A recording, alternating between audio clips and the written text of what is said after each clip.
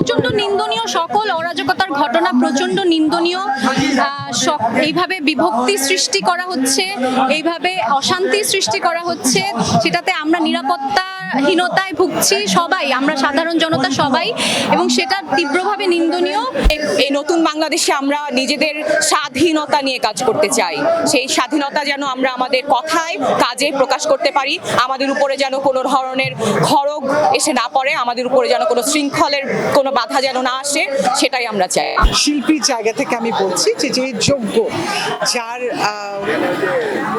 যাওয়ার কথা যে জায়গাটিতে, সে যেন সেখানে পৌঁছতে পারে। আমরা যদি নিজেদের দিকে তাকাই, নিজেদের মধ্যেও দুর্নীতি আছে, আমাদের মনের মধ্যে, আমাদের মাথার মধ্যে, এইগুলোকে ঠিক করতে হবে, নিজেকে সংশোধন করতে হবে।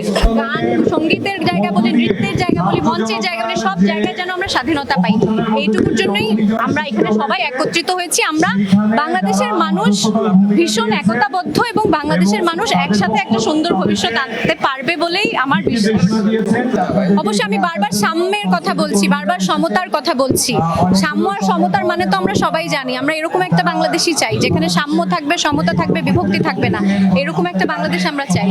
আর এটা এখন আমি বারবার বলছি, একটা নতুন সময়ের মধ্য দিয়ে আমরা যাচ্ছি। এরকম সময় আমরা আগে কখনো দেখিনি। আমাদের সবাইকে ধৈর্যশীল হতে হবে, পর্যবেক্ষণ করতে হবে, এবং আমরা কি চাই আমাদের সেটা মন খুলে বলতে হবে।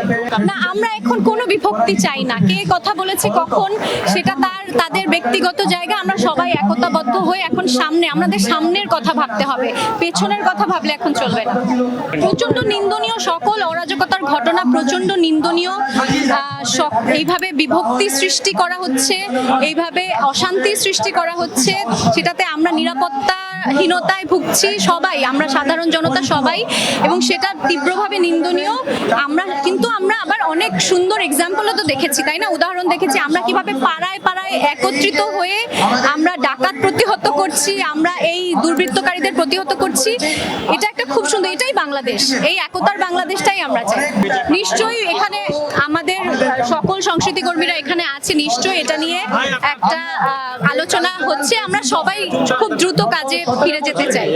এই নতুন বাংলাদেশে আমরা নিজেদের স্বাধীনতা নিয়ে কাজ করতে চাই। সেই স্বাধীনতা যেন আমরা আমাদের কথায় কাজে প্রকাশ করতে পারি, আমাদের উপরে যেন কোনো ধরনের খড়গ এসে না পড়ে, আমাদের উপরে যেন কোনো শৃঙ্খলের কোনো বাধা যেন না আসে, সেটাই আমরা চাই। আমরা আমাদের কাজ কথা স্বাধীনভাবে প্রকাশ করতে চাই। শিল্পীরা থাকবে মুক্ত, আমি সেটাই আশা করি। শিল্পীরা অন্যায় নিয়ে কথা বলবে, শিল্পীরা মানুষের জন্য কথা বলবে, মানুষের জন্য কাজ করবে, আমরা সেটাই আশা করছি।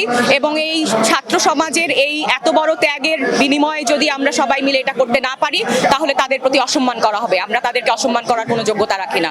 তাদেরকে সম্মান করার জন্যই আমাদেরকে রকমের বাক স্বাধীনতা, কর্মের স্বাধীনতা নিতে হবে, আমাদের উপরে আর কোনো রকম বাধা প্রয়োগ করা। সাহস পেয়েছি আমরা সবাই। আমরা এই সাহসটা অনেক বেশি দরকার ছিল।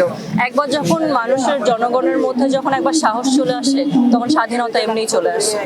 অনেক is there any other option যে আমি আশা রাখবো না, প্রত্যাশা রাখবো না? কোনো অপশন নেই, আমাকে আশা রাখতে হবে, এবং অপশন থাকলেও আমি ওই অপশন নিতে চাই না। আমি আশাবাদী হতে চাই, আমি প্রত্যাশা রাখতে চাই, আমি ভরসা রাখতে চাই, আমি বিশ্বাস রাখতে চাই নিজের প্রতিও, জনগণের প্রতি, সরকার প্রতি, সবার প্রতি। প্রত্যেকটা সেক্টরে সংস্কার প্রয়োজন।